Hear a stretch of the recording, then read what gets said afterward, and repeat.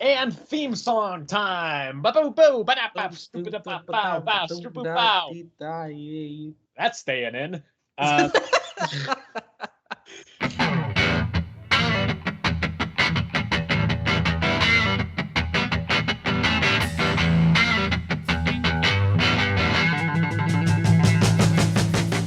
All right, hello everybody, and welcome back to another episode of Earth's Mightiest Comics. This is a show where every week, every episode, we talk about some new comics from the past week and a half, 2 weeks or so, and we give you our thoughts and opinions on them. We let you know if we think they were very good or just kind of okay or really, really bad. But this is not just any episode of Earth's Mightiest Comics. This is episode fucking 50. Somehow, I'll probably have more to say about that in the outro. But anybody who's been listening, just thank you for that. And also, so this is our first episode back from break.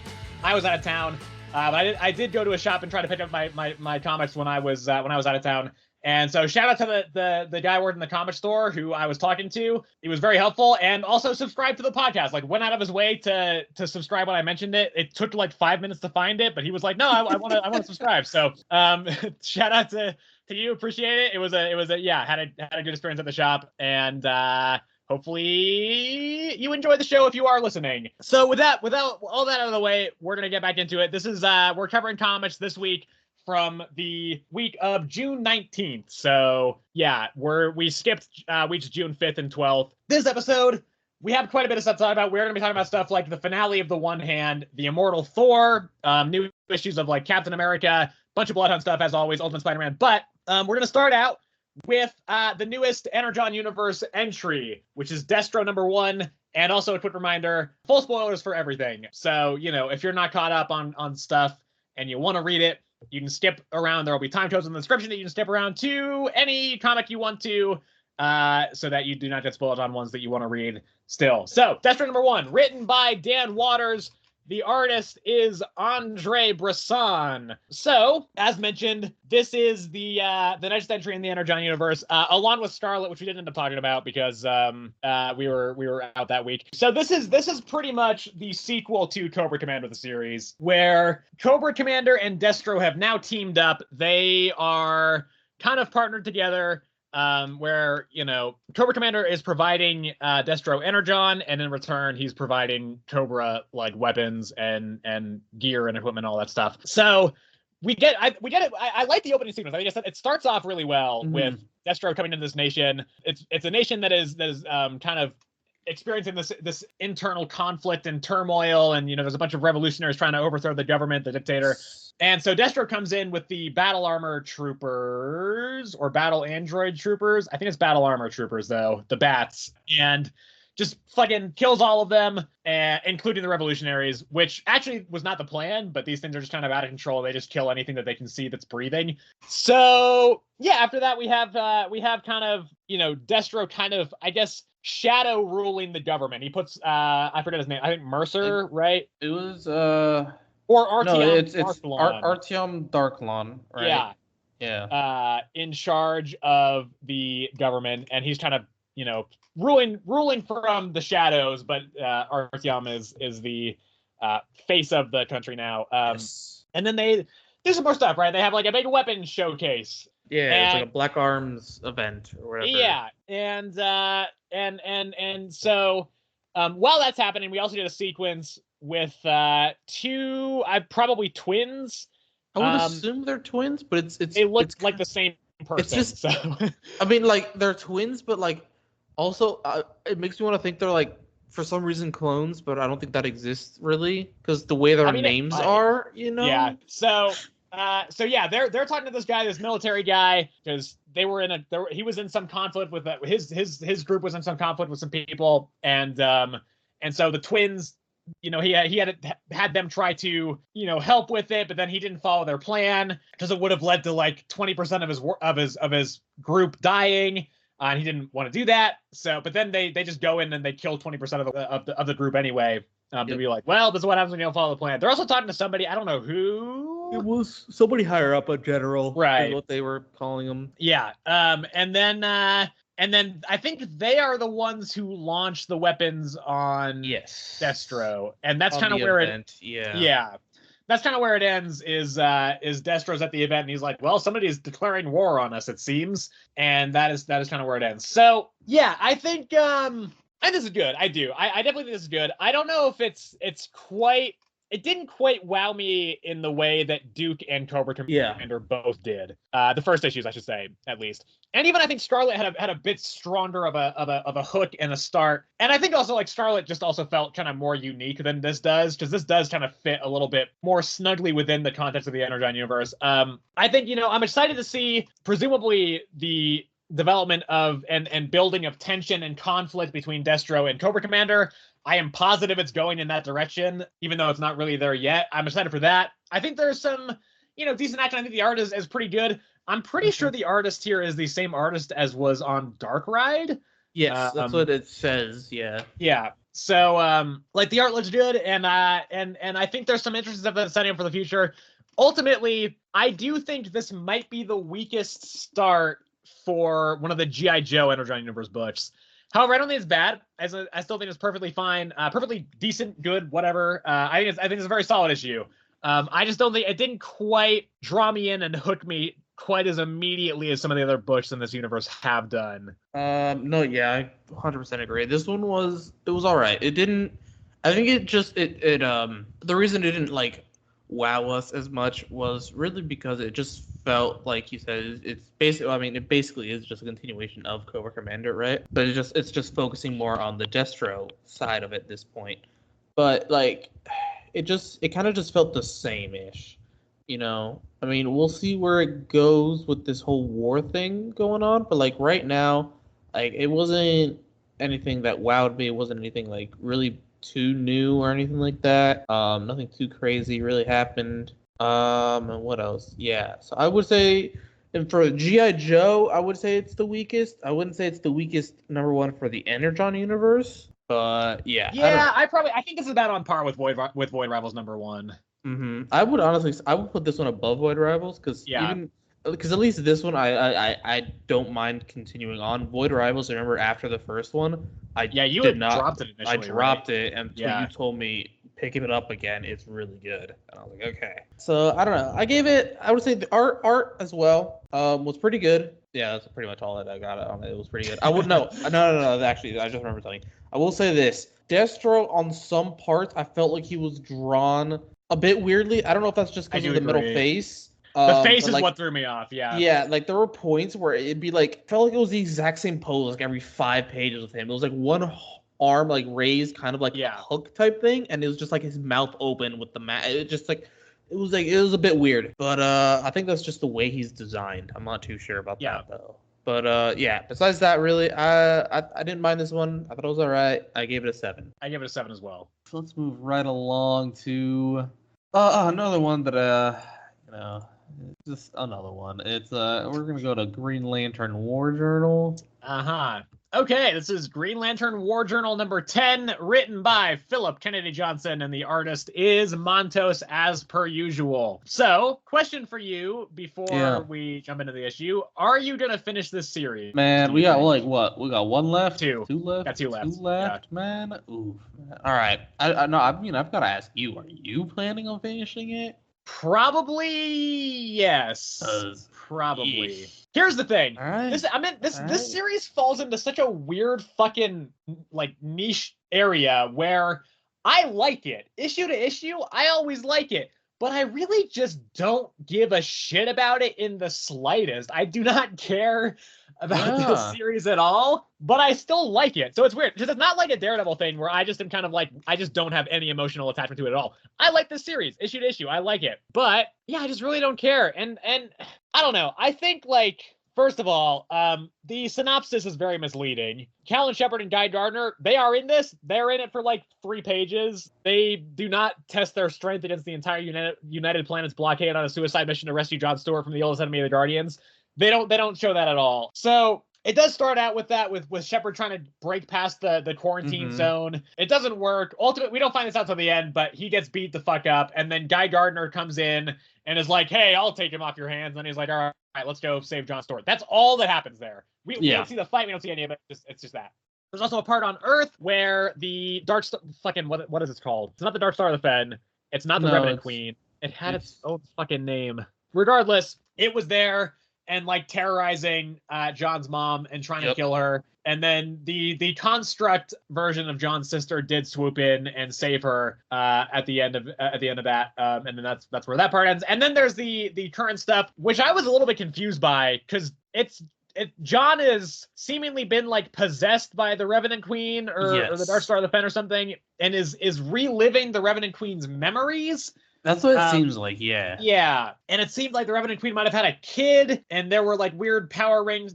Was weird power ring stuff involved, and then at the end, John is like, "These aren't my memories," and the Revenant Queen's like, "You're right, and you're gonna be my host now." And they have kind of a mind fight, and that's kind of where it ends. So yeah, I don't have a lot to say about this besides what I've already said. I like this series, I do, and I probably will finish it, but at the same time, I mean, every week this series pops up, it's kind of a toss-up whether or not I pick it up. I have been so far, because again, I do like it. I think it's a well-written series. The art looks great for the most part, all the time, and I think like there's a lot of good stuff in here that I do really like, but I just don't care, and so I find myself every week I'm just like, I mean, I'll pick it up, I guess, but I don't really have any emotional attachment to it, really, despite the fact that I like it. So yeah, I don't know. This series falls into a weird place for me. I mean, I'm kind of in the same boat. I just, week to week at this point, I just find this one boring for me. Like, it's so plain, and I feel like it's just the same thing every single time. Like, it's just like everything that we've already known,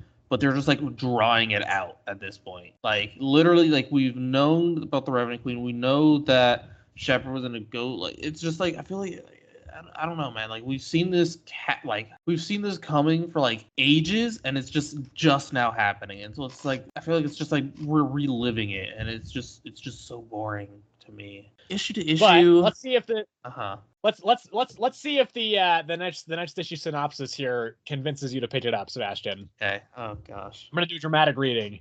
Yes. John Stewart versus the old gods. On Earth, Ellie Stewart's efforts to protect her mother are turned against her as her seemingly idyllic fantasy world is turned into a nightmare realm by the terrifying Star Shroud. That's the name. There we go. Meanwhile, in the Dark Star of the Fen, John Stewart's will is tested against the will of the old gods themselves. An intergalactic war hangs in the balance, but he won't have to do it alone as he gets an 11th hour assist from the Green Lantern Corps. All caps. It's a reunion for the ages in this penultimate chapter of Green Lantern War Journal. Yeah, we've known this has been coming.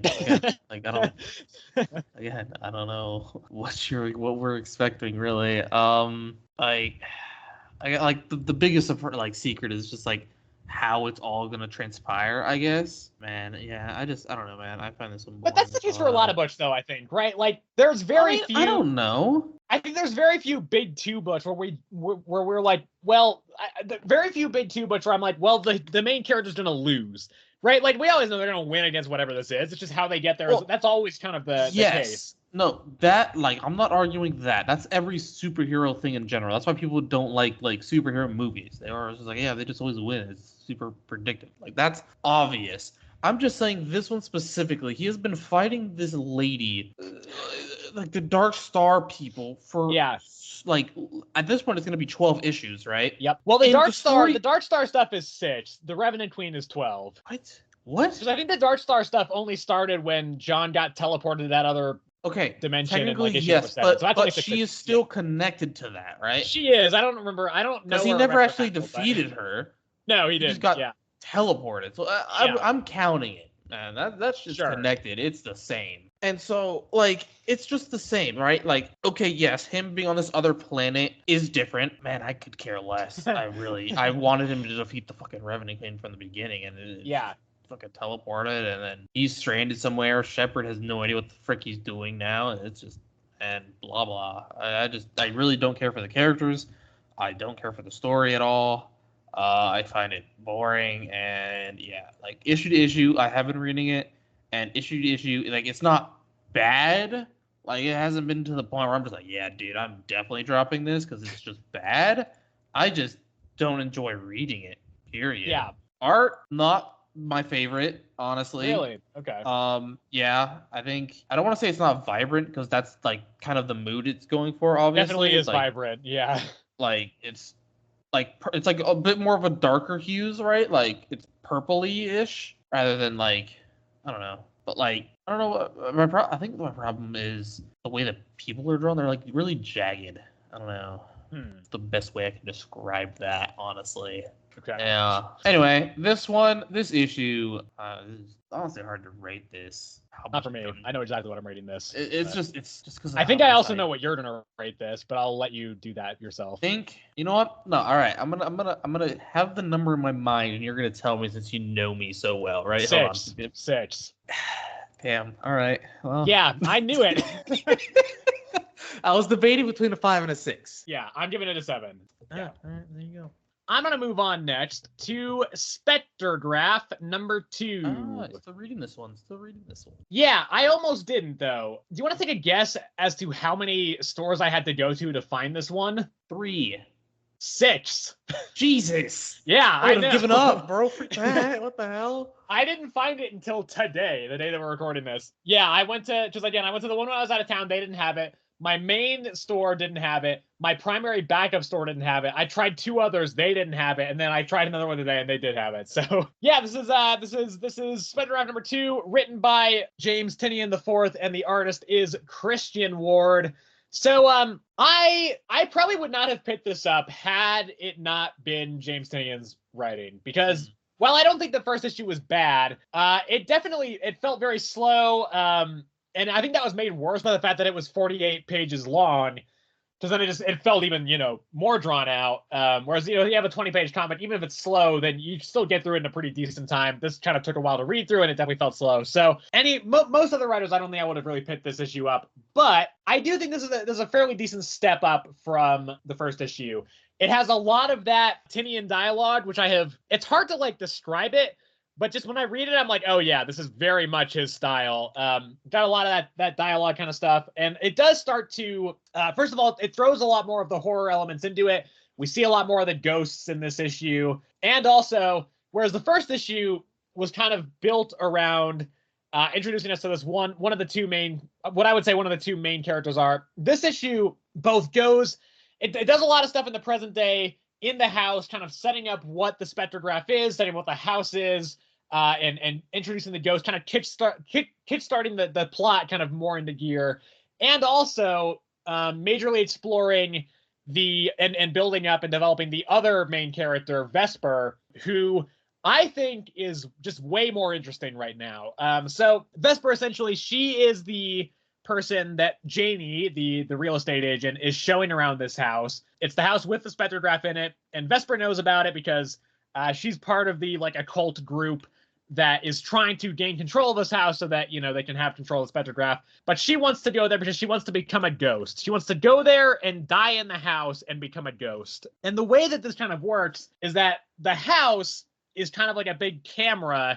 So you go into this room and it kind of takes an impression of you, and then your body dies, but that impression of you stays behind. Except it doesn't seem like it's working the way it's intended to, because the ghosts that are there are not like ghosts in the humanoid kind of consciousness sense. They're just one of them is just a sack of skin. One of them is just a bunch of guts.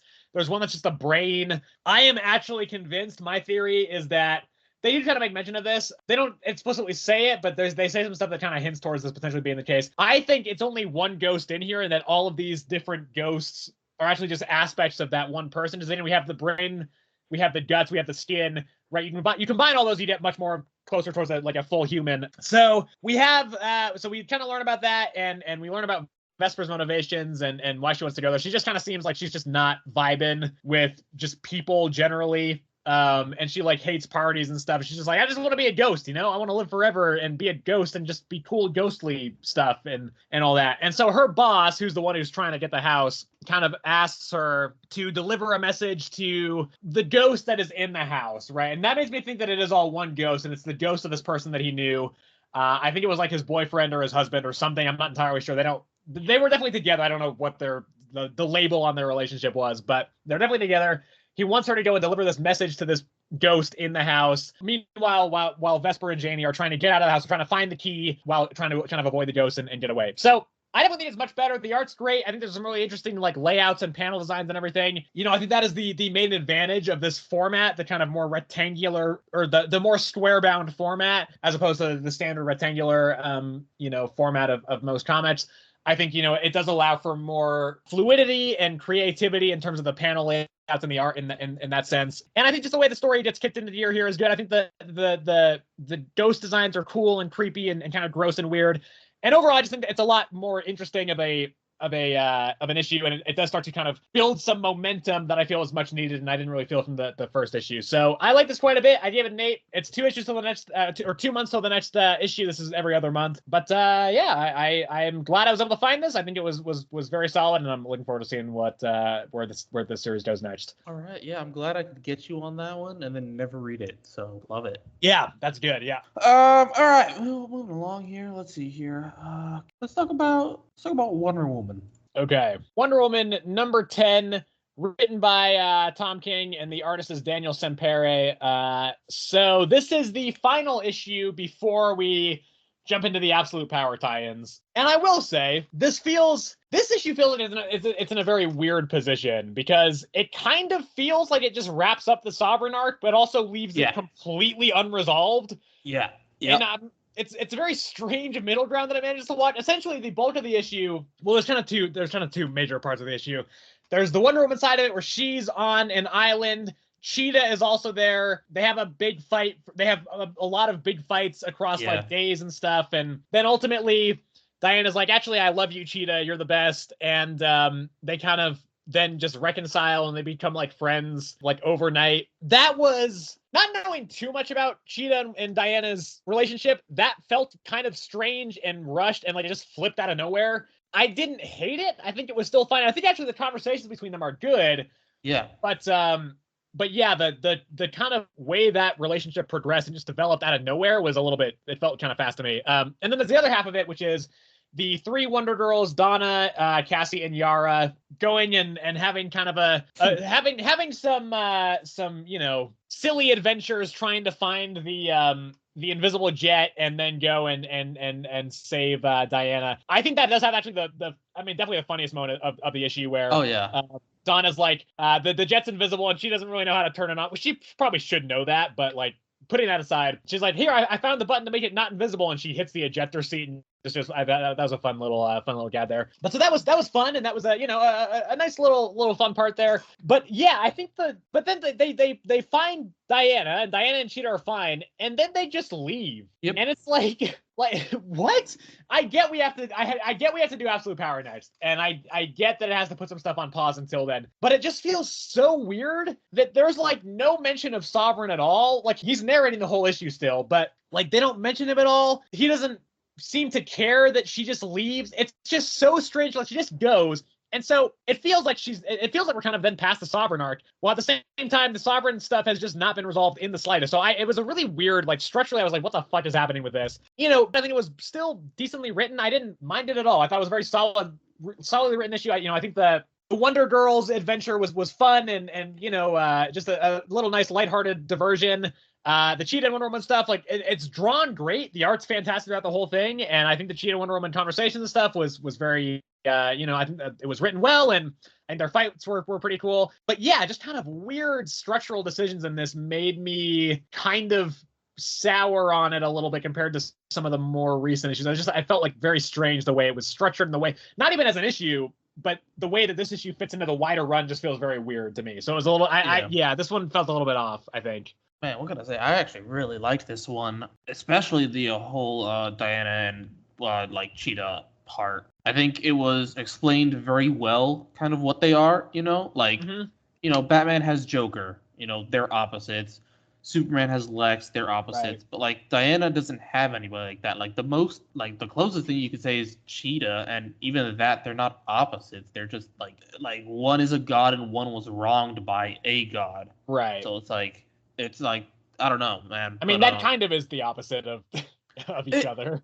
It's iffy, right? Because like they compared they compared Batman to Order and Joker being Chaos, right, or whatever, yep. Right? And then Lex being brains, Superman's brawn, bronze. But like between them two, like they don't really have that connection besides that. Like that fact that she's a god and Cheetah was around by a god. But even then, like, Cheetah doesn't like it's not like Cheetah hates Wonder Woman for that specific reason or whatever. I don't know. I also am not too deep into that Cheetah lore, but like I like the way it was in the end resolved, honestly. How they were just like Dan was like basically like, yeah, I've never really hated you. I just fought you. Like I don't remember their whole conversation towards the end there, but I thought it was actually like really well written, that part. And you know, not really seeing much of the fight scene actually, because like you said, it took place like over like I want to say like I'm gonna say like days. 3 days. Yeah. I'm gonna say like 3 days. So that's just the first time that comes to my head. But yeah, and yeah, the whole sovereign thing, it's kind of weird. Let me think. Like, right, so yes, he dropped Diana off on this island, right? Yeah. I don't think he can technically see her, right? Like, I don't think he has that type of power, right? So him narrating, I think it's just him narrating. So the fact that she just leaves, I don't really think he knows that. And even if he does, like you said, we're moving on to absolute power. And I feel like he is in some way connected to absolute power. Oh, I really do not think that he is. Specifically just because of the lasso. Yeah, but we know what the premises for the absolute power tie-ins are for Wonder Woman, and it's Justice League Dark versus the Trinity of Evil, which is Failsafe, the Brainiac Queen, and the Amazo robot. So I don't think that Sovereign really is involved in any of that group. No, I'm not saying fair enough. He's not involved in that group. I just felt like he's also after absolute power, kind of. Sure. That's where I was kind of mixing that up. But I assume we'll get back into this after absolute power. Maybe. I honestly do not because assume that. Yeah. I don't see why we would leave it so open-ended, right? Like he wants to eliminate the Amazons from the world, really, besides Themyscira. And so, yeah, I don't. But it's like you said, it is left in a weird spot. But I will say, I love the whole Diana Cheetah thing. The 3 Wonder Girls bit was honestly pretty like enjoyable to read. Just them basically trying to figure out how the fuck the invisible jet works. Yeah. They have no freaking clue, and it's invisible. How the frick are they supposed to know? Right. So yeah, that was also pretty funny to read. But yeah, I will say, yeah, that's probably like the biggest thing is just how open-ended it got left, honestly. Yeah. But besides that, yeah, I really enjoyed this one, and I gave it an 8. I gave it a 7. To your point about Sovereign not knowing she left the island, he surely has to know she's gone, because otherwise that would be fucking insane if he just was like dropped him off. Especially because he knows he knows he's already underestimated Wonder Woman. He knows how powerful she is. I just think there's no way he'd leave that. I just think he just like dropped him off there and he's like, okay, there's no way off this island, right? Because he dropped Cheetah off there before Wonder Woman. And she was still there. I don't think she has like a weakness to water or anything like that, you know? No, but they are also in different power classes, and also Diana has a shit ton of friends who would go looking for her. That part's true. That part is true. Yeah. Yeah, I don't think it was bad. I just think there were some issues with it that were a bit too glaring for me to give it a higher than a 7. So yeah. Yeah. Okay, I'm gonna go and talk about the One Hand here real quick. Yes. This is the One Hand number 5, the finale of the One Hand, written by Ron V. The artist is Lawrence Campbell. So Sebastian did not read this. I really wish he had, because I really do not know what the fuck happened in this issue. For the viewers, I didn't read it simply because the Six Fingers number 4. I still haven't read that one. Yeah, and so I didn't. I get why you didn't read it. Yeah, yes. But still. So okay, this issue is framed around Ari is being interviewed by these people. We don't find out who they are till the end, but essentially we have we see kind of more of the aftermath of Johannes going to Helena's apartment. Ari goes over there, talks to her, they have a bit of a reunion, and then Ari goes to try and find Johannes again. So he goes to the airport. That's where Johannes was headed. He does find him, and they have this back and forth where Johannes is saying stuff like, I am the one who can find out and you can't. And Ari's like, what is the code? What is it saying? And Johannes is like, you can never understand it. Only I can understand it. And don't you think at least one of us should be able to understand it? Don't you think somebody should be able to understand it? And then we see Johannes is killing somebody, and it's his dad from like the first issue of the Six Fingers, who he thought was dead. And Johannes is like, they sent him here. And then when he failed, they sent you here, Ari. And I was like, who the fuck is they? What are you talking about? And Johannes is like, you will never be able to know. I have to find this out. Let me find this out. Ari freaks out, leaves, and then he's like, I gotta get out of the city. So he goes on a plane, but then he walks out on the tarmac, and there's like fucking 50 planes just sitting there not doing anything. I think because he got on a plane and then he like woke up on a plane, walked off, and saw like 50 planes just sitting there. And on the plane, it was a bunch of people with like their eyes like pried open, just sitting there static, like being fed like screens. And like there's and then there were cogs there that were tending to them. Also, we're pretty. It's not like 100% revealed, but this issue does seem to make it very clear that Johannes is definitely a cog as well. Which it's implied that is why he will be able to figure out the answers to all this, and Ari will not. Is that Ari is not a cog? Maybe he is though. I don't fucking know. Regardless, so Ari sees all these people on this plane. He sees just a shit ton of planes, and then he leaves the tarmac, walks out, sees these people in these weird suits, and there's like a never-ending storm there, and they kind of, the way they're talking about it, so those are the people that are interviewing Ari, and it seems like they're saying that this is all some sort of simulation. I thought they were saying it was all a simulation. I mentioned in this series that if it was all a simulation, I would be pissed off and not like it. I looked around and tried to see what some other people were saying about this, because after this I really was like, I don't know what the fuck's happening. It seems like Neo Novena, the city, is not a simulation. It is a machine, though. The people talking about it were saying like it's a machine, and it's essentially what they said is that they reached the point that the world reached a point, decades in the past, where machines were able to do all the jobs of humans, and humans could just chill and not have to worry about anything. They were just like relaxing. But then there were just mass suicides of people because when they were just sitting there, they felt like they had lost all sense of purpose, and not working, not having to drive, but like they had a drive to do stuff, but there was nothing to do, so they would just start killing themselves. And so they set up Neo Novena as a sort of place to put all of them, overseen by the cogs, and Neo Novena is also part of the machine, and it's designed to like give these people purpose, and that's why Ari is there, is he's one of those people who needs that purpose. And that's why there's been 3 one-hand killers. So it's not because they weren't copycats. It's not that Ari got the wrong person. It's that the city, there was a glitch in the machine, and the city was trying to give him purpose by giving him serial killers to catch. And there was a glitch, and it just made the same serial killer 3 times. Oh. And so then this other person was also saying, Avenging Gemini is their name on League of Comic Geeks. Thank you for that. They were saying that they think that the plane is the only like true simulation, and that these people are not supposed to leave the city.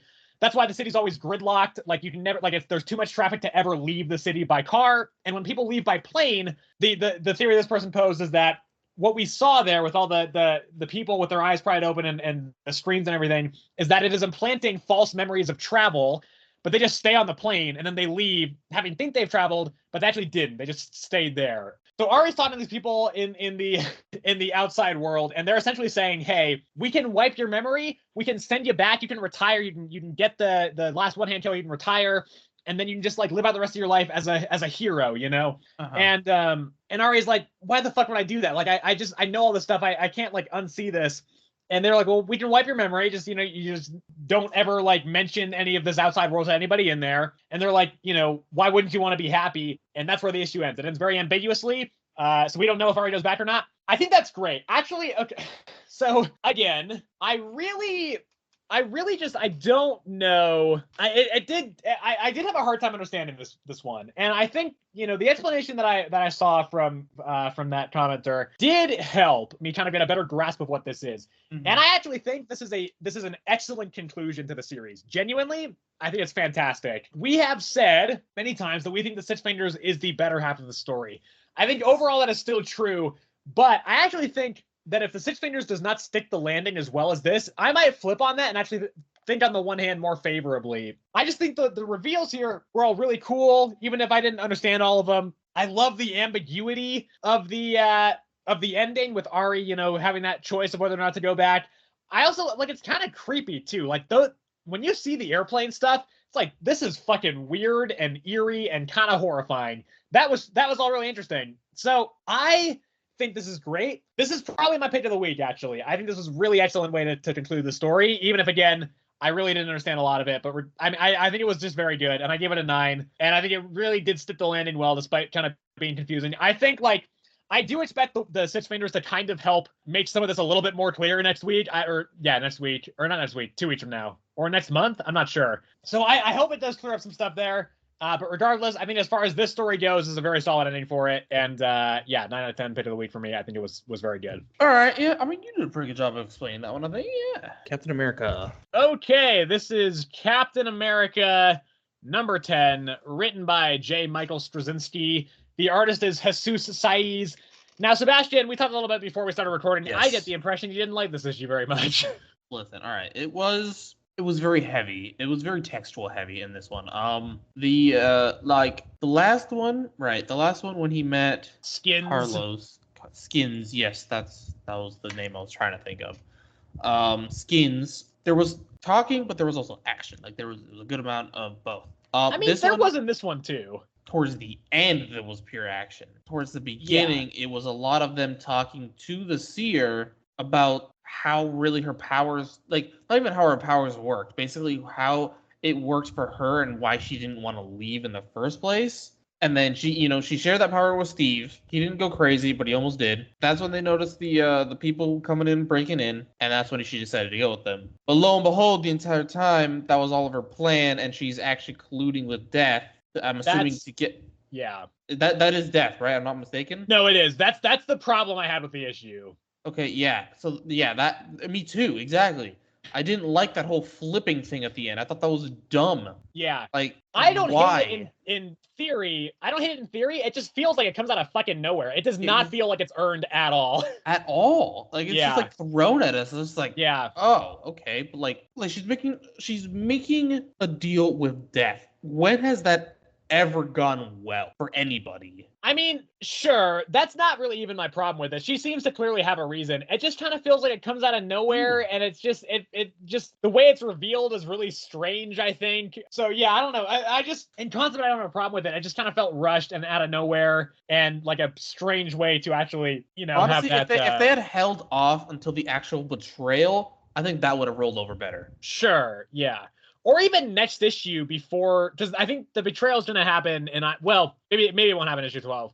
But I think the betrayal's not going to happen next issue, I don't think. But if you reveal it there, I think that is actually better than it would be here. I think, this is like the weirdest place to throw that in there. Yeah, it is. It's like you said. It's just like thrown in there, and it was just like didn't feel deserved at all. It's just like, oh, she is evil. Okay. But yeah, besides that, it's kind of just, again, following the same story of he's going to these different places, recruiting these people that life needs. Yeah.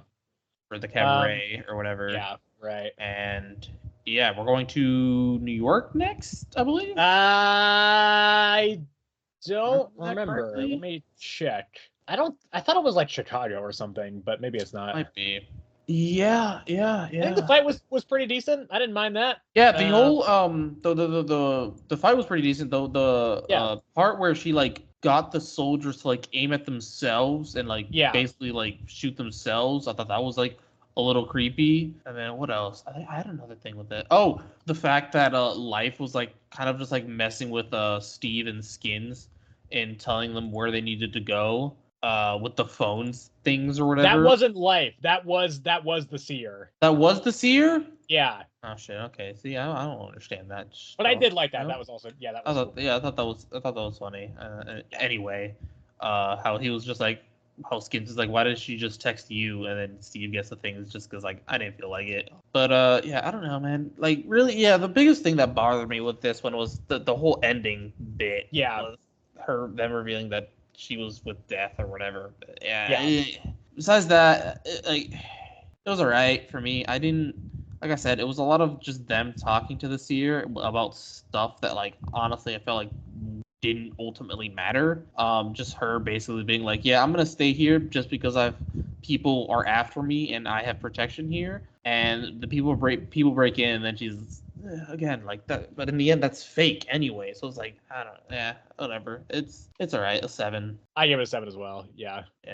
Okay, well, let's go to Titans here. This is written by Tom Taylor. The artist is Lucas Mayer. So this wraps up the kind of two-part little Venadia arc, which got started in the last issue, and then continued here. So really not a lot to say here. It's pretty much just there's a big fight with Venadia and the Titans, and then Cyborg is able to lift like the veil that is making her see them as like these twisted demons, so that she sees them as the actual Titans. And then Raven is in like hell or limbo or wherever, and is kind of having a debate with Rachel, and Rachel is saying like, I think you actually are starting to care about the Titans, which is kind of what I've been expecting to happen. I think I did mention that a few issues back where I was like, I think the Titans will probably end up turning Raven, like Dark Raven, good eventually. Yeah. But then she goes back to the Titans and just kills Venadia straight up. And it is strange to me how none of the Titans really seem to be super suspicious of her even after that. Donna is a little bit, and Dick obviously has been. I think she was more just upset than suspicious of anything. Yeah, Dick obviously has been suspicious of her. Well, that's how the issue ends. Is that Raven's like, hey, when Venadia attacked, I tried to link up with your mind, Dick, and I couldn't feel it. Where is it? And then that's like the cliffhanger. She's about to like fucking kill him or something. But it is just weird to me that none of the Titans seem to really, again, besides Dick and maybe Donna, none of them seem to really think that anything is strange about the way Raven's acting right now. Yeah, exactly. Yeah, I think that's my biggest problem with the issue. Other than that, I think it was fine. The action was all good enough. I don't know. I didn't feel like that invested in Venadia's story. I just don't think she got really enough screen time to really make me super invested. But, like, it was all fine. I think it all worked well enough. I do hope that things start moving a little bit more with the Raven plot. As much as I do think it's cool and an interesting addition, again, like, some of the other Titans should be starting to figure this out by now. I think we should kind of be moving that story along a little bit. But other than that, I think it was a pretty good issue. As the series has been just, I think, solid across the board. I actually really, I don't know why, but for some reason, I really enjoyed this one as well. I think the naughty storyline, like, I didn't mind it. Like, I was just like, whatever. At the beginning, I thought it was just like kind of gonna lead into absolute power a little bit. And I mean, while it kind of does technically, because Amanda Waller makes it an amazing robot, whatever. The way it ended, I thought was actually I actually really enjoyed it. And maybe for the fact that we only got her for 2 issues, it actually did make me care about Venadia. With the backstory of like the text to Titan and how Donna Troy actually like responded and how she was like, really like resonating with her, only for Raven to just come in and just absolutely obliterate her in like 5 seconds. And like literally Venadia is just standing there like, what the fuck's going on? And she just dies. And it's just like, Jesus. And then that cliffhanger towards the end of like, Dark Raven kind of revealing herself to Dick. Not kind of. She very much does. Very much does. Like, I don't know. I mean, at the end of the day, I just don't know what Dick really is going to ultimately think about anything. I don't know. Yeah. I mean, it's very obvious, but who knows? That's why I say kind of. And so, in terms of the other Titans figuring it out, really. Like, obviously, Donna Troy maybe at the end of this one. And obviously, at the end of the previous one, the number 11, the one was where she got stabbed, I believe, right? And like she shoved like Beast Boy out the way and whatever to like go back and like heal. That also felt very out of character for like regular Raven. So maybe he also noticed something at that point, and we just haven't had. He has. I don't know. Maybe like obviously Beast Boy like also just like almost died, and like I don't think he has all of his brain is the way they explained it or whatever. Yeah. Right. So that's why but at the same time, we haven't really had a conversation with him showing that he has discovered something either. Right. So it's like kind of a toss up of like what really is going on here. We've only really seen Dick's side of it and nobody else's. What? So it's like, but I mean, like the first, like Gar is the first person to like defend Raven once Donna gets pissed at her for killing Venadia. So I really don't think he knows. Yes. Yeah. No. Yes. 100%. But at the same. Yeah. But I don't know why. I think I just really resonated with the Venadia character in this one. Like, I think they did a really good job with like merely making you care about her, even though she was only in here for 2 issues. And so I really enjoyed that one. So I gave it an 8. I gave it a 7. All right. Well, let's talk about Immortal Thor here. Okay. This is Immortal Thor number 12, written by Al Ewing. The artist is Valentina Pinti. Okay, So, as people would know, if you've been listening to this podcast, I love this series. I've given I think 4 of the past 6 issues a 10, and I have not given any issue of this series below an 8 until now. I didn't think this issue was that good, actually. No, I didn't. It's okay. There's stuff there's stuff that this sets up that I do think is interesting. There's stuff that I did like in this, but yeah, overall, this one didn't do it for me. And again, it did just kind of hammer home the fact that I think this series is just much less interesting when it is focusing on the Utgard god stuff. Yeah. I have kind of felt that since the beginning, and this I feel like was kind of the culmination of that. First of all, things I liked. Loki's up to some shit. Not sure what's going on there, but I think the way that was handled was really interesting, where Buri is there, Thor's great-grandfather. He is the Utgard Odin.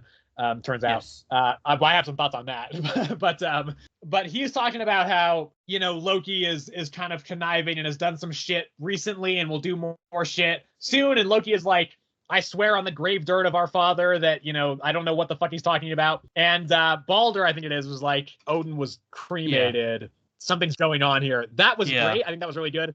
I also more or less liked the other Odinsons fight with Tyr. I think that was kind of cool. It was kind of creepy, the way that Tyr popped out. And also the fact that Tyr absolutely fucking bodied one of them. I don't remember who it was. I think it was Hermod. What? Just the way you said it, just absolutely bodied him. That, like, he really did. He just touched him like that. Well, yeah. But so bodied in the sense that he did. Yeah. But also it like removed him from existence, like seemingly, where he does not go to Valhalla. He's just gone. Hermod. Thought that was cool. All that stuff, good stuff.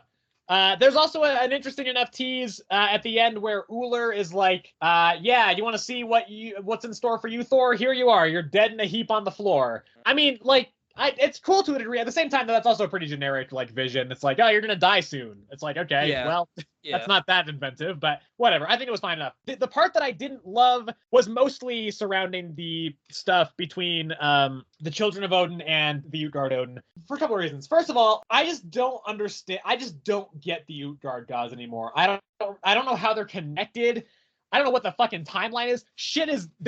Each new addition to this lore just makes it more confusing for me. Because, like, you know, Tornos, I was like, okay, this makes sense. You know, he's the kind of previous, you know, version of Thor and all that. Skrymir was a little bit weirder for me. I was like, I don't really know how this fits in, but whatever. But the fact that the Utgard Odin is just Buri, Thor's great-grandfather, is kind of strange, especially when we think back to the issue where Gaia was talking about the big Utgard war, and it just, like, the timeline is just strange to me on that. And now it's like, well, what makes a god an Utgard god versus a normal god? Like, what's the difference? Utgard and then I think supposed to be like the old god, isn't it?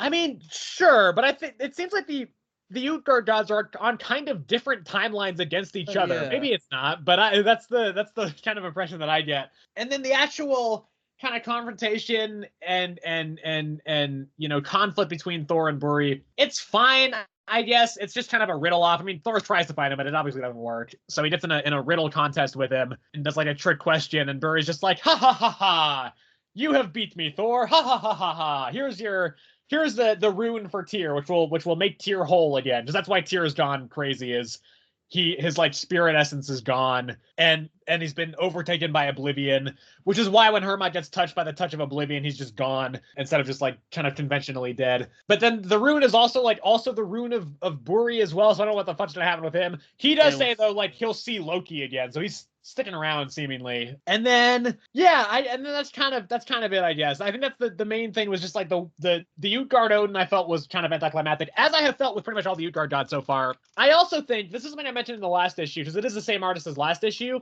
I think the art feels plasticky. I didn't mind it as much in the previous issue because I liked the story so much in that previous issue, but with the story not vibing with me as much this issue, the art also I felt like was just worse. I just didn't like it. So yeah, I don't know. Next issue still sounds interesting. Like, again, I think, like, because next issue Hercules is popping up, and the Utgard Olympians are maybe going to be in it.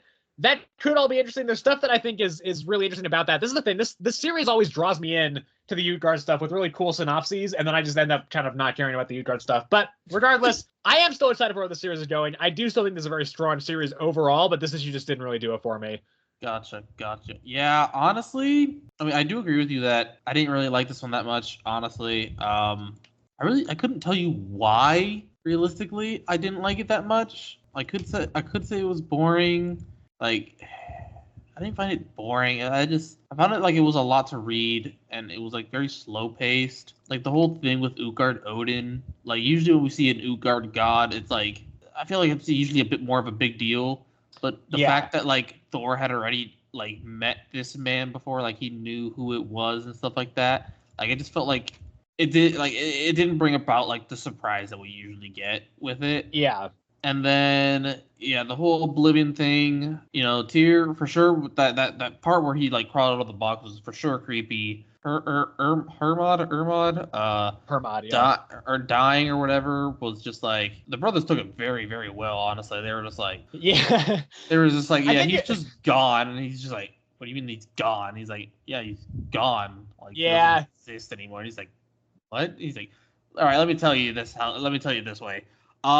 He's gone. He's not in Valhalla or Hell. He's just gone. I think it was more they were just like, we don't have time to deal with this right now. Let's think about this later. We need to fucking make sure Tyr doesn't do this to the rest of us. Yeah, exactly. So, there's that. And then I will say the whole Loki thing going forward could be interesting. I don't know. It could just also be just generic Loki, Yeah. He's always I don't think it's going to be, though. Al Ewing really knows how to write Loki. I mean, that, and it seems like Loki has changed being the story god now. Yeah. But that's just me this is my first time having story god Loki in a comic. But yeah, I don't know, man. It was really all right. I will say I was expecting a bit more. So yeah, gave it a 7. I gave it a 6. Ooh, wow. I will say, I know, yeah. I will say that there's one other thing that I did like about this, which is that we do have a little bit more of the dueling narration boxes between Loki and Bragi, except now they're kind of using it to communicate with each other across distances, which I think was pretty cool. I did like that. Okay, next up, let's go and talk about let's do Helen of Wyndhorn, I suppose. How did you read issues 2 and 3, or just issue 2 for this one? I just read 2. All right. Well, it's written by Tom King. The artist is Bilquis Evely. I'll just throw to you first since you read the previous issue and not the current one, and then I'll do number 3 after that. All right. Yeah. Seeing your review here, the last time you read number 2, from the time you read number 2, you gave it a 9, and I don't remember your explanation, but I just gotta say I don't understand it.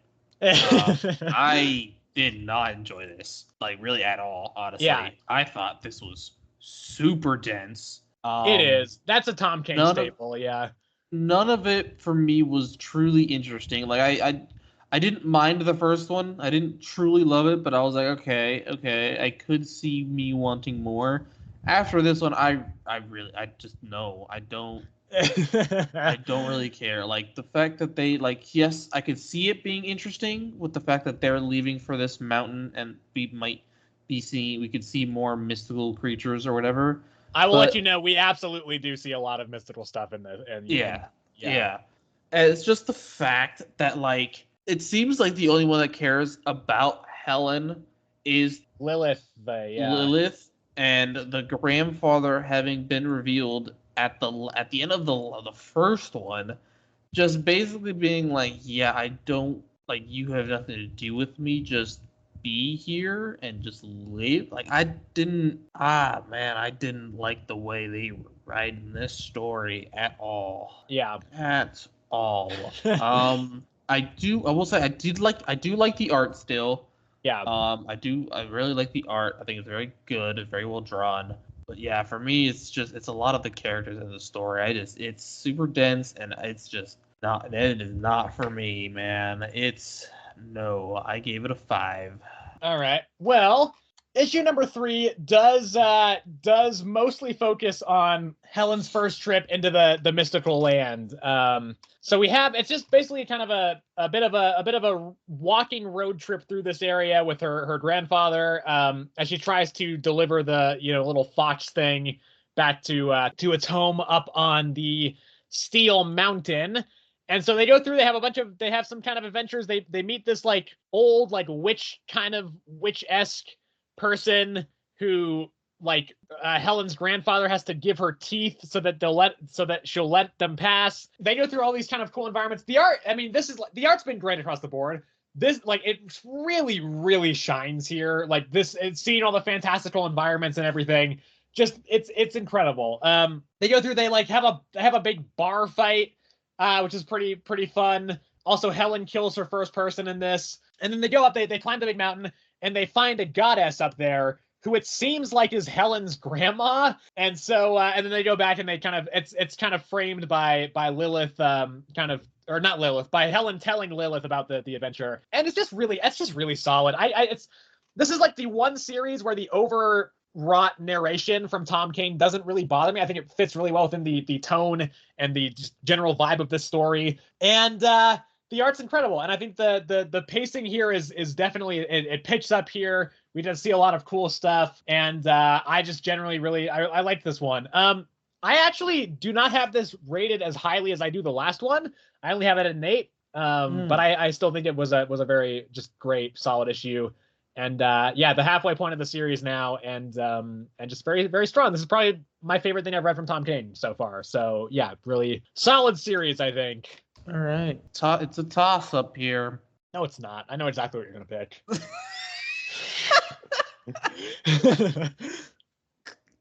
It's Batman. Yep, I knew it. Because I'm almost positive I know what your pick of the week is, so...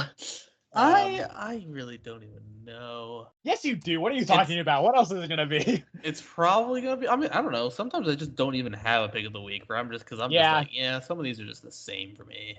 Well, anyway, this is Batman number 149, written by Chip Zdarsky. A couple artists credited on this. We have Steve Lieber and Michelle Bandini. So this serves very much as like the epilogue to the whole failsafe stuff, which just makes me kind of, after now knowing how the failsafe stuff wrapped up, I'm kind of irritated that we're bringing it back for Absolute Power, like more so than I was before. Like, he's beat Failsafe like twice now. He's beat Zur maybe more than that. Just leave it be. We don't need to see it back in Absolute Power. Pick some other fucking villain and run with that instead. Regardless, though, I think as a self-contained, little epilogue to really the entirety of Chip Zdarsky's run to this point. I don't know how long he's going to stay on the book. He is staying through the Absolute Power tie-ins, but I don't know if he'll stay much longer after that. I think this is quite effective. I think this works quite well. It mostly focuses on the Robin of Zur-En-Arrh, who we figure out in this issue is just a clone of Bruce, but without all the memories. And those memories gradually reawaken throughout the issue as Failsafe and Zur's presence fades as this Bruce grows older, because this Bruce clone has a very accelerated aging process to make him effective in battle, but also to make it so that Bruce never questions Zur or Failsafe's mission. And so, if he ever does, by the time he does, he's become too old to really do anything about it. And then Zur can just use another clone of Bruce and just kind of keep the cycle going infinitely. So I think, the dialogue between the two Bruces is really good, I think. I think this is a really interesting and has some very poignant moments, and it's a kind of an exploration on mortality and just the nature of life and the nature of death. This is not the first time Chip Zdarsky has examined this stuff. He very, very heavily examined it in the finale of his Daredevil run. I don't think it's as effective here as it is there, but I think it still works pretty well overall. And then there's a moment right towards the end, basically right when the clone Bruce dies, where he's like, I want to make some memories of my own. He actually cuts off his own arm, actually, first of all. Like Bruce had his arm cut off in the Batman of Gotham arc. But then he's also like, I want to make some memories. I want to see the Bat Mansion for myself. And Bruce takes him, and it's kind of a nice moment. And that's where Clone Bruce dies. And what I really liked there is that Clone Bruce is talking about, like, you are so lucky, Bruce, to have all these good memories, you know, the mansion and all the people around you, and the fact that you're doing so much good and everything, you live such like a great life. And Bruce is like, yeah, you know what? Yeah. And I think it's a really nice kind of, you know, poignant moment where we get to see Bruce have some actual, you know, good feeling. Yeah. Which is very rare for him. And then, yeah, it kind of wraps up with Bruce building, or not building, but buying the mansion where he fought the Joker not too long ago, and renovating it and making it a home for the Bat family, and showing Selina around. Just Selina shows up at the very end. So yeah, just it's definitely, it's not the best version of this that I have seen Chip Zdarsky do, but I think for what it is, it's a very solid and at times extremely, you know, I think impactful and poignant kind of conclusion to this, at least this chapter of Chip's run, potentially his run as a whole. Again, I don't know what's going to happen to this run after Absolute Power, but you know, I think this would be, despite the fact again that I wish there was more variety in the story arcs of this run, I think this would be a very good conclusion to the run overall if that were to be the case. So really solid, some really good moments in there, and I think just a good epilogue to the, you know, the past like 2 years of this run. Yeah, no, it was pretty good. You know, liked the whole basically Bruce taking care of his own dying self. Honestly, I thought that was like, I'm sure there's some deeper meaning there that I just truly don't understand, but I'm sure it's there. You know, it's symbolic in some way. What else here? He has money again. That's something. Right. Yeah, because Zur apparently had a shit ton that Bruce is now at. I think if I remember counting that shit correctly, it was like 3 billion. It was 3 billion. Yeah. Yeah, it was a lot. Yep. I don't know. I was confused a bit on that part where he just like walks into Wayne Enterprises and just like goes upstairs. Because I thought he wasn't, like, I thought he got like kicked out or whatever of like Wayne Enterprises, right? No, just Wayne Manor. Okay. Yeah. See, that's why I thought he didn't have money anymore, is because he lost the CEO position of Wayne Enterprises. No, I don't think so. I think he had like spent a bunch of it on something, and then like you know, he had to lose Wayne Manor, and then he couldn't sell Wayne Manor and, you know, all the assets and all that stuff, and you know, money stuff, you know. Yeah. I feel like a fuck ton. He'd still be getting a fuck ton from Wayne Enterprises. Whatever. Anyway. Probably. Yeah. You know what? It kind of doesn't make sense now that I think about it, but it's fine. Yeah, it's fine. Yeah, they bought the new mansion. He said he has plans to do a new Batcave, so we'll see what happens there. He's gonna slow Selina around. Hopefully she sticks around, because I do like it when she sticks around. She definitely will not, I don't think, but she definitely won't. She'll be here for the next arc, I think. I think she's sticking around for Absolute Power based on the cover of 152, and 151, but I don't know. I like it better when she's around. I think she brings out a better Bruce. And then he also picks a fight with Vandal Savage. Towards the end as a little bit. Yeah, that was a good moment. Yeah. He destroys the bat signal and is basically like, I don't know what your plan is, but I'm gonna stop you. Yeah, just Vandal Savage is like, hey, I'll let you keep doing your vigilante shit in Gotham, and I'll give you back Wayne Manor. And right. But in return, if I ever turn the bat signal on, do what I ask, no questions. And Bruce is like, who the fuck do you think I am? Absolutely fucking not. Yeah, exactly. But yeah, other than that, I thought it was pretty good. Pretty good fail-safe end. I mean, not truly fail-safe end. I think it's more of like a Zur end than fail-safe, obviously, because fail-safe's coming back, and I don't think Zur is in fail-safe. I think he is, though. Because I don't know. Well, in the Free Comic Book Day issue, we saw fail-safe, and he had the purple Zur dialogue, so I think it must be him, right? I just thought it was just that dialogue because he was like robotic. No, well, because it's red when it's just fail-safe. Oh, okay. Well, then, yeah, all right. Yeah, and it's purple when it's Zur, yeah. All right. Wonder how Waller gets that program back up. Apparently, we find out in Ground Zero, so we will be talking about that next week. Yeah. Yes. Yeah. So, anyway, yeah, this was pretty good. It wasn't bad. It wasn't bad. Certainly a nice refresher from a lot of the stuff we have been getting from the Batman series. So nice little refresher, honestly. So yeah. What do I want to give this? I'm gonna give it a 7. I'm giving it an 8. Well, let's move on over to Ultimate Spider-Man number 6 here, written by Jonathan Hickman, and hallelujah, Marco Checchetto's back on the art. Thank God. Yeah. Not that the other guy was bad, but Marco Cecchetto you can't beat him. First of all, probably my favorite cover of the week. This cover is dope as hell. I love it, and very close to being my pick of the week. Not quite, but very close. So we have basically, this also, again, has a kind of a framing sequence. First of all, this just kind of completes the origin of this version of Ultimate Spider-Man. I think, Yes. maybe not, but it does very much seem that way. So we have the start where Peter gets home. He's like got a black eye. He's in rough shape. And basically everyone's like, what happened? And May is essentially like, he's a superhero. Not on purpose, but yeah, so then we flash back, and the bulk of this issue is a big fight between Peter and Harry, and then also against Kingpin. It's a good fight. The art looks great. Obviously, does its shadow on the artwork again. Some really good moments. Kingpin fucking destroys both of them basically. But Kingpin being Kingpin, honestly. Yeah, I think there's some decent banter in there. There's a good line I think where Peter's like, "Man, I'm wearing a fucking red and blue spandex suit. How the fuck did you forget I was here?" Some good little Spider-Man dialogue there. And then so they don't beat Kingpin, but they get away. They both manage to get away. And also Peter, this is where Peter finds out that that Harry probably tortured Bullseye as well to get some information. And like Fisk knew they were coming. Like, so there's kind of a there's some convergence there. And then it ends with Peter just straight up like telling MJ and his son as well, all the details of his Spider-Man life.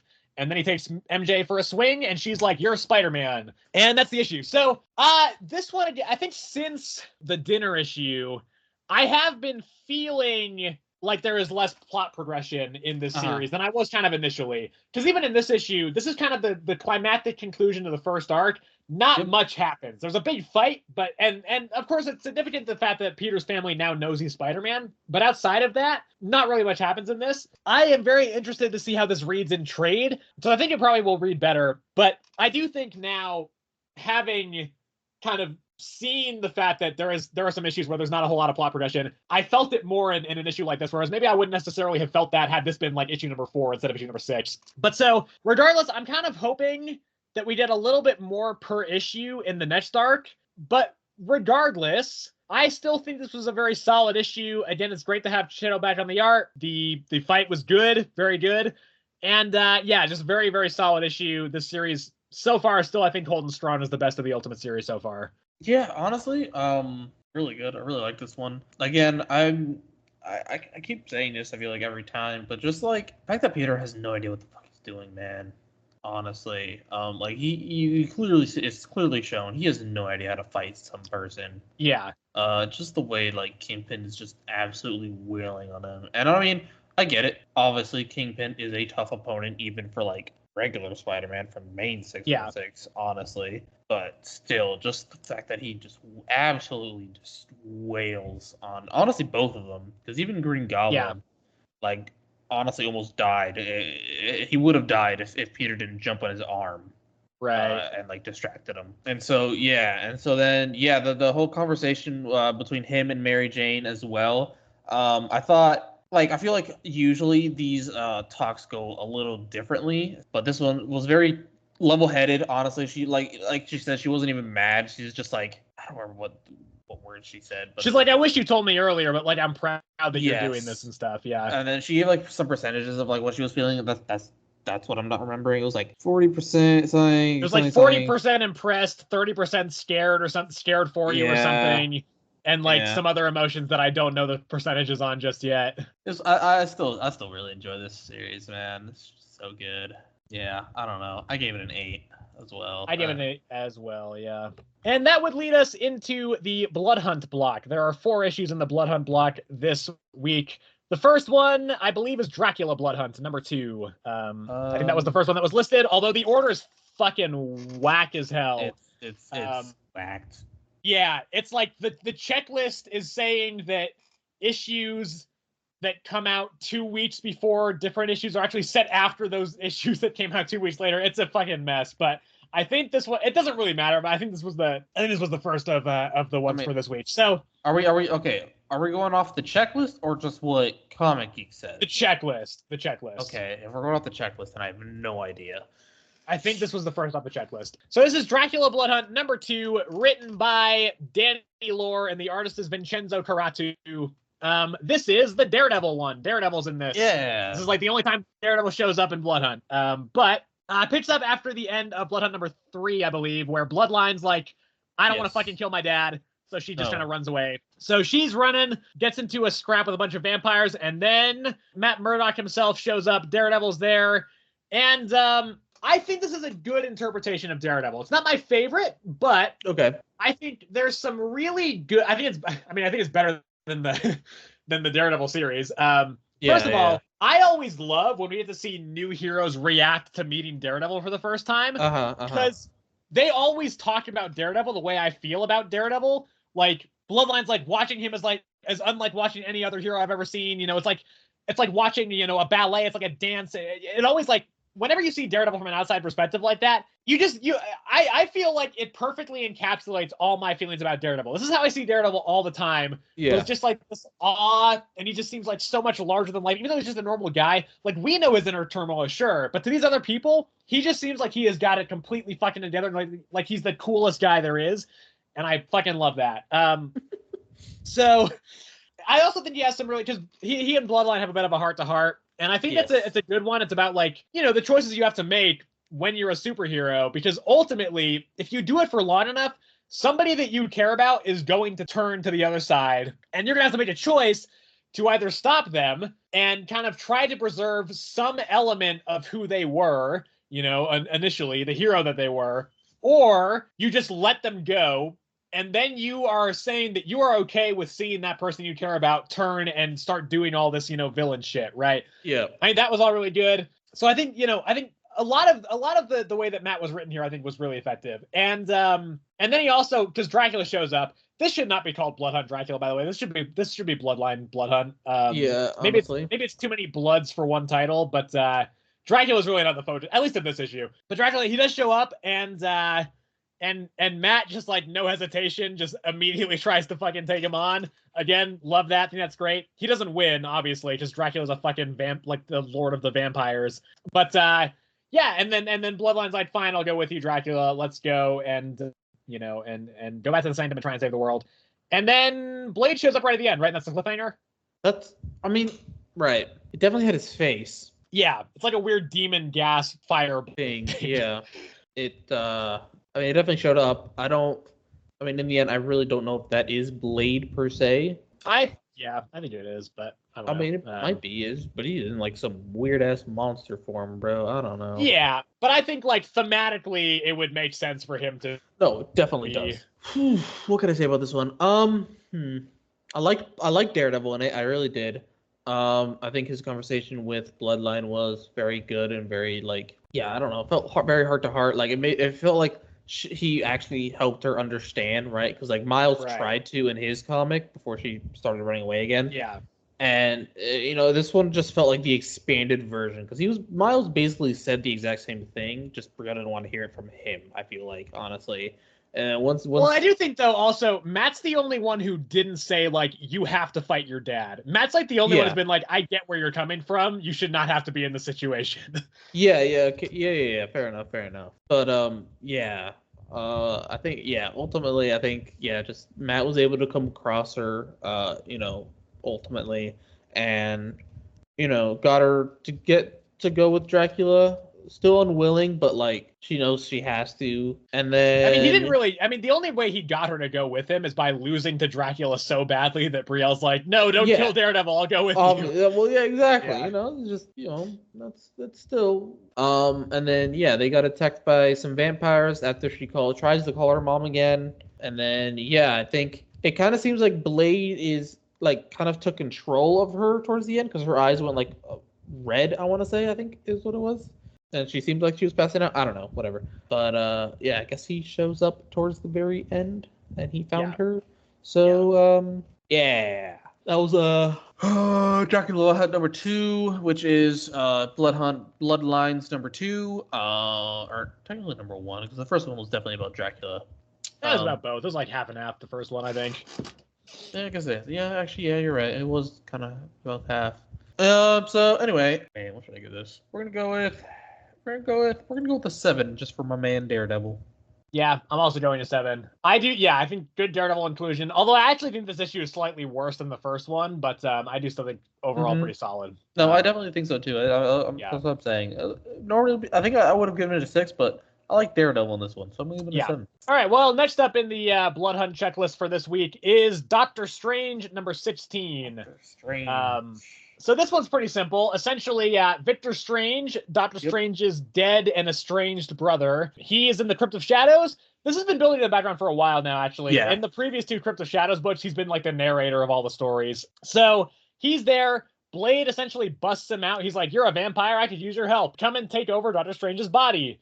So Blade busts him out of there, lets him infiltrate Stephen Strange's body, and then he has to have a big fight with Wong, who is the only person who's still like holding down the fort of the Sanctum. And then Wong gets the chance to kill him, but he can't do it because he'd also be killing Steven, because then he wouldn't have a physical form to return to. And then the one thing I think that was weird about this, also, by the way, Jed MacKay is the writer, Pascal Ferry is the artist. One thing I thought was weird about this, this felt kind of 60s, 70s Marvel in the way that Victor Strange was like, "Well, I could just kill you now, but I'm a fair player, and because my sense of fair play compels me, I'm gonna let you go and get a head start running, and then I'll come kill you." Yeah. And that, I just fucking hate that shit. It's just like, it's so it felt contrived. Very old school when I was reading it. Yeah. Yeah, it's just like so clearly a way to, because there's not really a way for Wong to win right now. It's the only way to have him survive is just to like. I just hate that. I think it's just so contrived and just always feels like really just not great. I gave it passes in classic Marvel because it was a different time period, and comics writing was in a different place back then than it is now. But nowadays, that doesn't fly with me. But then so Wong runs away, and then Bats the Hound, Bats the magic dog, the ghost dog. That's his name. That's the ghost dog, I think. And like a snake or something go and talk to Baron Mordo, and they're like, "We're here and we're gonna save the day," and that's where the issue ends. Yeah, that was Mordo at the end. So I think this is good though. I did like this. I don't think it's quite as good as the previous issue. Definitely feels less essential than the previous issue. It's just kind of Wong running around and doing a fight with Strange. But like still pretty decent. I know you didn't like the art in the last issue. I like Pascal Ferry's art in this. I think it works well. And the brawl was fine. Not amazing, but fine. And just overall, I just kind of it was a fun, breezy, easy enough read with one thing that I didn't like. And so I thought it was a pretty decent issue. Man. I don't know, man. Well, it was an easy read. I didn't like it too much, honestly. I didn't really like the Victor Strange in it. While we did see it coming, obviously. I don't know, man. I didn't really like him in it. I just thought this one was kind of a boring read, honestly. It wasn't too interesting. Just like the way it all like went down in the end, honestly, just was like, it was all right. It wasn't anything too crazy. It wasn't anything too like out there. I mean, not that I'm expecting everything to be like out there or whatever and different, but yeah, I didn't really like the whole Victor Strange. I didn't really like his character that much at all, and the fact that he's like the main point of this with Wong and whatever just ultimately brought down everything for me. I didn't really I didn't really like it that much. I gave it a 6. I gave it an 8. Okay, I think next up it's Black Panther Blood Hunt number 2. Black Panther. Written by Cheryl Lynn Eaton, and the artist is Fareed Karami. Okay, so here's the thing. Yes. When I read this this morning. First of all, I think this is better than the first issue. I didn't love the first issue. I don't love this issue, but I think it's better.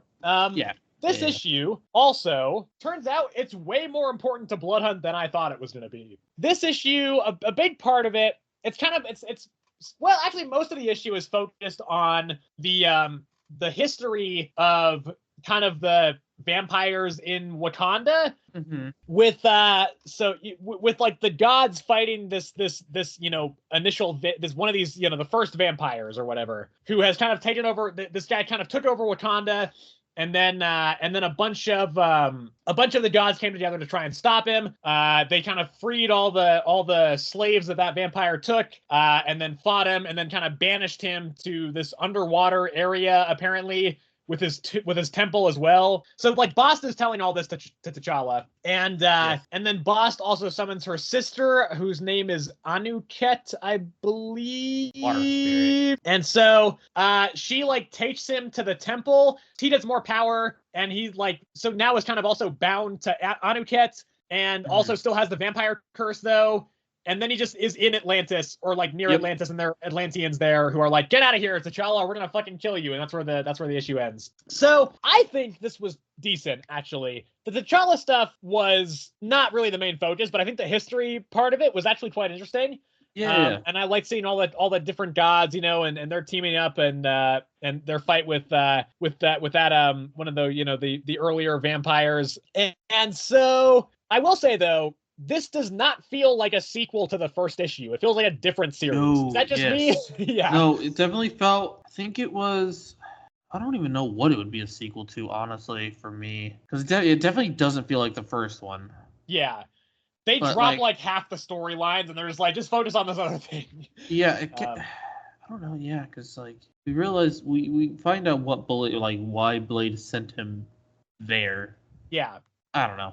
I think we found that out in the first one too. I really don't remember much from the first one. I don't think so. No, I don't think so. But yeah, this one I didn't mind this one. Ultimately, I did like it better than the first one. I do know that. The whole gods bit and like the history lesson wasn't completely boring, honestly. Sometimes when they do like really far flashbacks like that, like I feel like they could drone on, and I feel like this one didn't at all. Another thing that we didn't mention was Shuri met with Doom. Yep. To really no avail, realistically. Doom basically just told him like, "Yeah, fuck you, because you don't know where T'Challa is, so I'm not gonna help you." Yeah. And then pretty much it. It ends up in Atlantis, and pretty much it. Yeah, pretty alright. I gave it a 7. I gave it a 7 as well. Yeah. There you go. That would lead us into the final issue of the week, which is Wolverine Blood Hunt #2. I keep forgetting this series is 4 issues for some reason, not even just 3. Yes. And I didn't think this one was that good. It's written by Tom Waltz. The artist is Juan Jose Reap. And I don't know. I just thought it was kind of boring. Essentially, it's like, it starts out, we didn't talk about the last issue because the last issue was on the first week of our break, but Maverick has been turned into a vampire, Maverick being one of Wolverine's old mercenary buddies, and Maverick is trying to turn Wolverine into a vampire as well. I don't know how that would work with the healing factor, but whatever. So they have a big fight with Maverick's forces at the start. They're able to survive because Jeff Bannister is able to call in a drone strike on them and kind of help them out. And then, I don't know, like Wolverine and Luis, who's also known as Night Guard, who is part of an order of vampire hunters who herself got turned into a vampire, they have a bit of a heart-to-heart. And then they go to like this caravan convoy shipping thing, I think. They like go to the docks and there's a big fight there, and they go into the ocean, and then there's a bunch of like water vampires. That's the they kind of seem like a bunch of just like creatures from the Black Lagoon, honestly. They do, but they're all vampires. Yeah. Yeah. That's how the issue ends. And then we also find out that Maverick is doing this because he's in love with another vampire or something, or he's like hypnotized by her or something. I don't know. I thought it was kind of like the Blood brother Blood from like the Avengers one, where he's just kind of doing it because like they gave him this power or whatever. And so it kind of felt like Maverick's kind of doing that as well. Yeah. At first, right? Because like, you know, they gave him this power, so I'm gonna hunt down Wolverine for whatever the reason they want. And so they want, but we learned that he's not really trying to kill him. He's just trying to recruit him by killing him. Yeah, that's the thing. I don't know how that works, because Wolverine cannot be killed. Yeah. And even Wolverine himself says like this is a terrible recruitment. I don't know, man. Yeah, it's like I don't think Wolverine's healing factor would let him be turned either. So the logistics behind that, I really don't know how that would work. Yeah. Realistically, I have no idea if healing factor can even like interfere with a vampirism takeover or what. Otherwise, I don't know, man. I don't mind this new character. I like Louise. For me, she's new at least. I have read. She was in the previous Wolverine run, so I do know her a little bit. But yeah, so I don't mind her that much. I actually quite like her. I think she's pretty cool. It's another kind of. She's not a daywalker though, right? She's just straight up a vampire. No, she's just a vampire. Yeah. All right. Okay. Why do I feel like all vampire hunters in this universe like get turned into vampires or is a vampire? Like, I mean, Jubilee was a vampire for a long fucking time. Yeah, I learned about that when I read hers. I was like, yeah, what the fuck? yeah. When? The hell was that? Yeah. Yeah. We meet more vampire hunters who are also vampires. Like, Yep. Yeah. Why? I don't understand. Like, what the fuck? Yeah. Why does that have to be like a thing? If you're a vampire hunter, you have to be a vampire. What the fuck? Can we also mention just for a second, just Morbius, he's not really a vampire hunter, but he's a vampire. I just remembered this because this was from the Amazing Spider-Man one that we didn't get to talk about. I cannot believe this, but it's real. They in the actual Marvel comic, they had a character say it's Morbin time to Morbius. And I saw that. I was at work when I read that, and I was like, "You've got to be fucking kidding me!" I took a picture of it and sent it to my friend, and I was like, "I cannot believe I just fucking read this. I'm so disappointed in Marvel right now." So Marvel, I don't know what the fuck you're doing. That is not. Listen, not it. I know you're trying to be like hip and cool with all the memes and everything. That is not the way you do it. Please leave that alone. Please leave Morbin time alone. Yeah. Oh man. I don't know, man. This one, I think it had some solid action in it. Some pretty solid gore too, honestly. I mean, it is Wolverine, so I mean, he's got gore, but like, I think they did a pretty good job with that. And yeah, story-wise, it's kind of making less and less sense as it goes on. Yeah. Like I understood the first one, but then after reading this one, I'm like, wait, that kind of didn't really make sense at all. And I don't really know where they're heading either, honestly. Yeah. Amphibious vampires. I don't know why we're doing that. Yeah, but... I don't know. I think they're heading towards where Maverick is, right? Isn't that they are? The whole thing, I think right? so. Yeah. Yeah. Okay. So yeah, I don't know what that all has to do with everything. I don't know. Maybe that vampire lady has more power than I actually know, but whatever. I don't know, man. This is alright. I'd give it a 6. I give it a 6 as well. I think the action, like, it's okay. I think my problem with it, though, is that the action it's fine, but it's also, like, narrated the whole time by Logan either expositing stuff from the previous issue that we already fucking know, or just giving out the, like, most generic Wolverine dialogue there is. And so that's why I kind of just felt like a slog anyway for me. I'm also giving a 6. And that would wrap it up for this episode. Next one is another fucking monster of an episode. This is another one that we're going to have to split into 2 recording sessions, I think, because there's so much. So we've got Absolute Power Ground Zero, the prelude to the Absolute Power event. We've also got the last 2 issues of House of Brainiac in Action Comics 1066 and Superman number 15, plus the Power Girl tie-in. We've got the next issue of Daredevil. Every time this series has a new issue, I like flip through it. There's stuff that looks like I would really enjoy it. I thought that with the last issue, and I think it fell completely flat. So I'm kind of done like getting hyped for this series, but we'll see. Hopefully it's good. I actually quite like the giant-sized Daredevil issue from a couple weeks ago, though, that we didn't talk about. So maybe this will be okay. But we also have the return of the Department of Truth. Now, I just caught up on this series. This series has been on hiatus for like a year and a half. But it is very good. It's back, and I'm excited to read that. That's what I'm making Sebastian read for next week. Yes. Then we have, would you read Department of Truth, even if I didn't make you read it? No, I wasn't planning to, actually. Fuck, because The Flash is also next week. Yes! God damn it. Yes. I had no idea that was next week either. Fuck, and I think I'm gonna make you go Department of Truth anyway. Yeah. Fuck. No. I had no idea. Okay. God damn it. Okay. Anyway, The Flash is also next week. I do still think this series is interesting, and we are starting to get some answers to stuff. So hopefully that'll be another pretty solid one. New issue of Green Arrow as well. Again, counting stuff down to Absolute Power. Apparently this is very like looped into the build-up to Absolute Power, so we'll see how that goes. The finale of Rare Flavors is out next week. I kind of doubt I'm going to get to that, but that is a good series, so I am going to mention it anyway. Some new Ghost Machine books, Rick Exodus and Redcoat. I think both are pretty good, although Rick Exodus is definitely better. We have the new issue of The Sacrificers. Again, great series. That's been a while since the last one, so it's good to see that series back. Also, new issue of Sebastian's favorite series, Something to Steal the Children.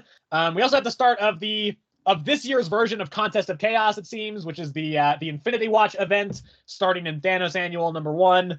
also have Ultimate Black Panther next week, which is another series that I think is very solid. Also, by the way, really not excited for Infinity Watch. I really don't think I'm going to like that very much. New issue of Creature from the Black Lagoon. Great series so far. This will be the 75% of the way through the series mark. I'm really excited for that one.